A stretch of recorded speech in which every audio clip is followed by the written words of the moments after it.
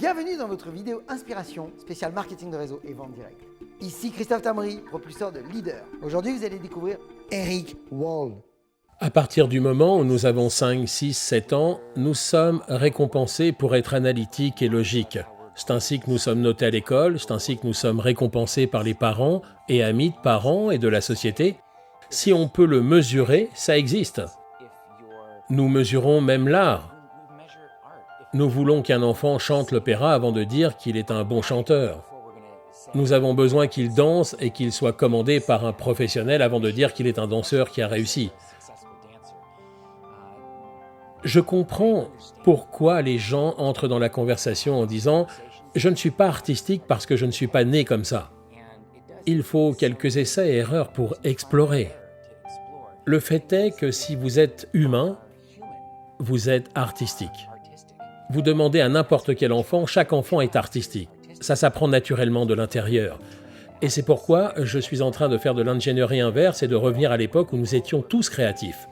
En cherchant quelles sont les choses qui nous ont excités à propos de la créativité et maintenant, en tant qu'adultes, des adultes perspicaces, comment pouvons-nous revenir en arrière et capturer certains de ces éléments de ce qui nous a nourris comme des enfants, nous a excités comme des enfants, et pouvoir réintégrer cela dans notre vie d'adulte en utilisant maintenant notre sens commun d'adulte, notre environnement d'adulte, notre compréhension de la culture.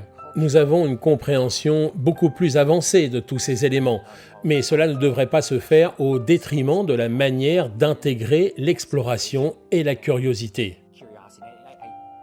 Tout manque de créativité dans nos vies est simplement un manque de curiosité. Quand nous étions jeunes, nous étions simplement curieux, nous voulions comprendre, on ne se critiquait pas, on ne se jugeait pas, nous étions profonds. Et donc je pense qu'en tant qu'adultes, nous devons à nouveau être curieux d'essayer de comprendre par exemple les médias sociaux. Tu comprends comment ça marche? Non, je ne comprends pas. Est-ce déroutant? Oui. Twitter est-il une autoroute de désinformation? Oui. Mais il y a une langue, il y a un sous-noyau et je pense qu'il est important que nous comprenions. Et essayer, échouer, essayer encore et apprendre et être curieux et être passionné et être fasciné et être engagé. Et ce que je veux encourager chez les adultes, c'est être à nouveau curieux à propos de ces sujets que nous avons du mal à comprendre. L'économie mondiale, les troubles politiques, les médias sociaux, l'intelligence artificielle, le cloud computing, la réalité virtuelle. Si nous abordons ces choses avec un sens de curiosité au lieu d'un sens de jugement, je pense qu'il y a une formidable opportunité dans le positif, si nous changeons simplement notre cadre de pensée.